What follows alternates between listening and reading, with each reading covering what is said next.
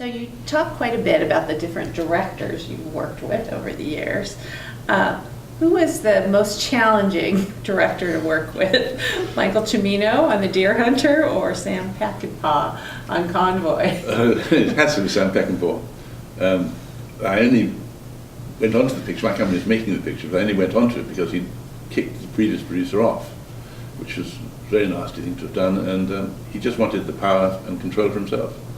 And I couldn't have that happen. It was our company's money. So yes, he was the most difficult. Most difficult. He was. I first met him. He obviously had a huge reputation, and he appeared quiet and charming and perfectly nice. I'd heard he'd been a drunk, and there was no sign of that. So I was rather relieved, rather surprised, to be honest. Of course, I later found out that he just merely switched the drink for Coke, so it was much more lively than it needed have been. And like a lot of very little men, he was very violent, and he would attack you if he thought he had a chance. And with all these difficult artists that you've worked with over the years, do you think that there is a correlation between difficulty to work with and talent? The trouble is that for many directors, the producer is seen as the opposition. The man who is there to thwart them, the man who's there to stop them making the masterpiece they're capable of making by either denying them money or insisting upon the script being stuck to or the schedule being stuck to. And that does create a different difficulty between them. And the producer's job is to serve the director. Once the picture's shooting, it's to serve the director, give him everything that he possibly wants. Short of moving the Taj Mahal 2 inches to the left, that's what you do. And as long as he's sticking roughly to the script. In contrast, I never had any trouble with actors at all. I mean, actors who are meant to be difficult, just weren't. And Peter O'Toole was said to be difficult. He was fabulous. So it's a bit unexpected the way around. No temperament from the artist at all, from the actors. Oh, that's interesting. Yeah.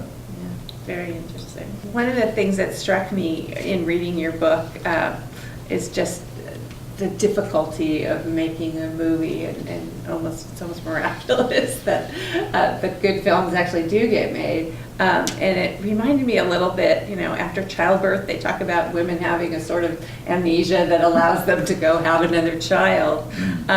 Do you think something like that happens with making movies? I think it probably does. It's a very good analogy.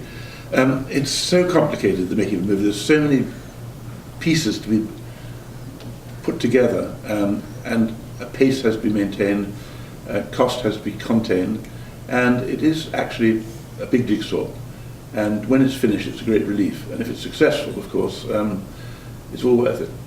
Sometimes it isn't, but you still go on to the next one to make it a successful picture. It's a challenge which people accept, producers accept.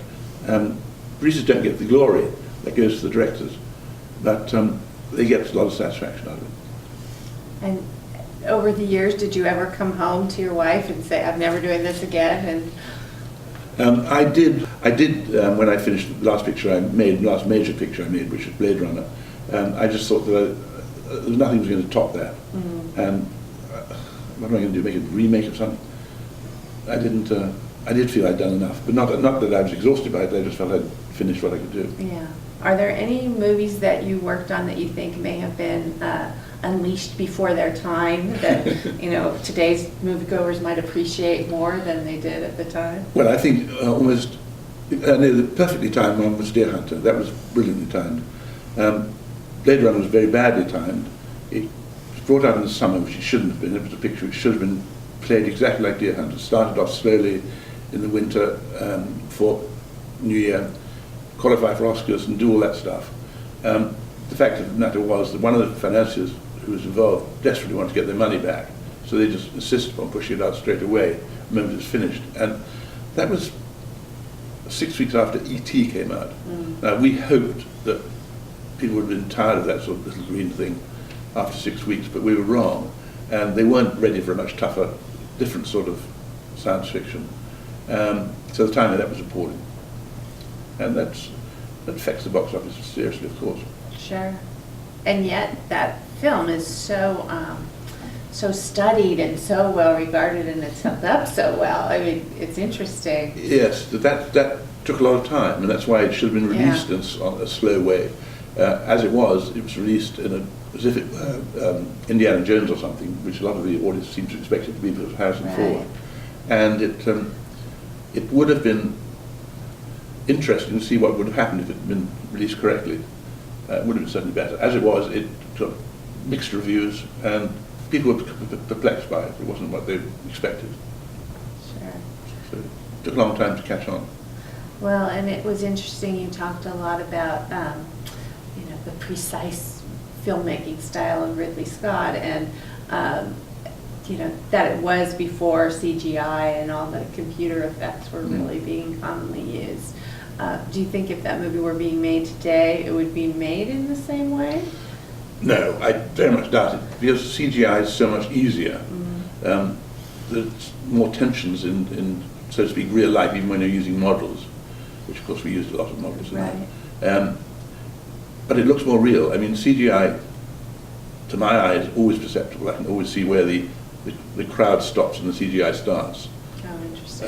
And it works for some sorts of films. I saw a film about mad ants invading the world a few years back, something Troopers, I can't remember what it's called. And it worked perfectly for them, but it doesn't work so well for people who aren't ants. Yeah. Speaking of books, if you're interested in getting an autographed copy of Michael Deeley's new book, Blade Runners, Deer Hunters, and Blowing the Bloody Doors Off My Life in Cold Movies, you can go to Noozhawk.com and order an autographed copy on our website.